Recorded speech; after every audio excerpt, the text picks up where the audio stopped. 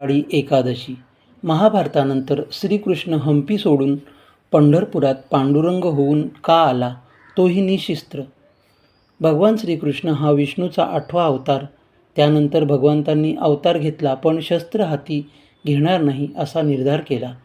केवळ संत सज्जनांच्या आग्रहापोटी ते विठ्ठल रूपात आले आणि कटेवर हात ठेवून विटेवर उभं राहिले, अशी आख्यायिका सांगितली जाते. आजवर आपण सर्व हिंदू देवदेवतांना शस्त्रासहित पाहिले होते. त्यामुळे पांडुरंगाच्या मूर्तीकडे पाहताना काही जणांच्या मनात संभ्रम निर्माण होतो. आपण मूर्ती कशालाही म्हणतो, खरे पाहता मूर्ती या भगवंतांच्या असतात, कारण त्यांच्या हातात शस्त्रे असतात. ज्याच्या हातात शस्त्रे नसतील त्याला मूर्ती न म्हणता पुतळा किंवा शिल्प म्हणावे. तरी देखील पांडुरंगाची मूर्ती त्याला अपवाद आहे. पांडुरंगाच्या हातात शस्त्र का नाहीत, तर भगवान श्रीकृष्ण हे महाभारतातील कौरव पांडवांच्या युद्धानंतर विश्रांती घेण्यासाठी म्हणून या भागात आले होते. ते प्रथम कर्नाटकात आले व तेथून पुढे पंढरपुरात भक्त पुंडलिकाची भेट घेण्यास आले. म्हणून आजही हंपी येथे पुरातन विठ्ठल मंदिर आहेत, परंतु त्यात विठोबाची मूर्ती नाही, कारण ते तेथून पंढरपुरात गेले असे सांगितले जाते. भक्तांशी सदिच्छा भेटीला जाताना शस्त्रांची आवश्यकता नाही या विचाराने पांडुरंग निशस्त्र आले. मात्र भक्त पुंडलिक आईवडिलांच्या सेवेत व्यस्त असल्याने त्याने वीट पुढे सरकावून तेथे थांब असे म्हणत प्रतीक्षा करण्यास सांगितले. त्यानुसार भक्ताच्या आज्ञेवरून पांडुरंग कटेवर हात ठेवून 28 युगे विटेवर उभा आहे. भगवंतांच्या रूपामध्ये फक्त पांडुरंग असे रूप आहे की त्यांच्या हातात शस्त्र नसून ते हात त्यांनी कमरेवर ठेवलेले आहेत. पांडुरंगाच्या मूर्तीचे वैशिष्ट्य हे आहे की हातात शस्त्र नसले तरी त्यांच्या संपूर्ण अंगावर ईश्वरी चिन्हे आहेत, म्हणून तर तेथे ईश्वरी शक्ती जाणवते. आजपर्यंत अनेक संतांनी ती अनुभवास आली.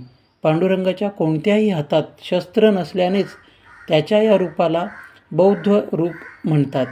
येथील मूर्तीचे दुसरे वैशिष्ट्य म्हणजे ते एकटेच उभे आहे व त्यांच्या पाठीमागच्या मंदिरात रुक्मिणी, सत्यभामा व राही राधिका यांच्या मूर्ती आहेत.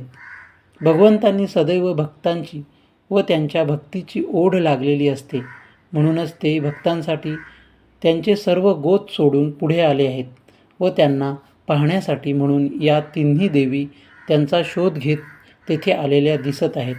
या तिघींच्या मूर्ती गंडकी पाषाणाच्या आहेत. विठ्ठलाचे हे रूप शिवस्वरूप आहे, कारण त्यांच्या मस्तकावर शिवलिंग आहे. ही मूर्ती वालुकामय असून ती भीमा नदीतून प्रकट झाली आहे. तिथे अभिषेकाच्या वेळी मस्तकावर केवळ पाण्याचा अभिषेक करतात व पंचमृताचा अभिषेक मूर्तीला चांदीचे पाय लावून त्यावर करतात. भगवंतांचे दर्शन घेण्यास आलेली भक्त मंडळी भगवंतांच्या चरणावर डोके ठेवून पदस्पर्श करतात. भगवंतांचे चैतन्य सतत तेथे जाणवते, कारण ही निशस्त्र मूर्ती क्षमाशील आहे.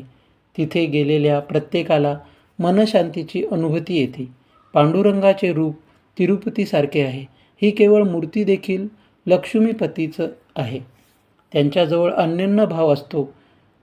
त्याच्यावर भगवंत दया करतो, म्हणून आपला अंतस्थ भाव कायम ठेवून पांडुरंगाचे दर्शन घेतले तरच तीच मूर्ती आपल्याला डोळे मिटल्यावर हृदयात स्थित असल्याची प्रचिती येते.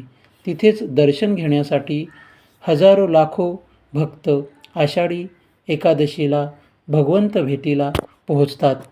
मित्रांनो, ही कथा तुम्हाला कशी आवडल्यास व्हिडिओला लाईक करा, शेअर करा आणि माझ्या चॅनलला सबस्क्राईब करायला विसरू नका. धन्यवाद.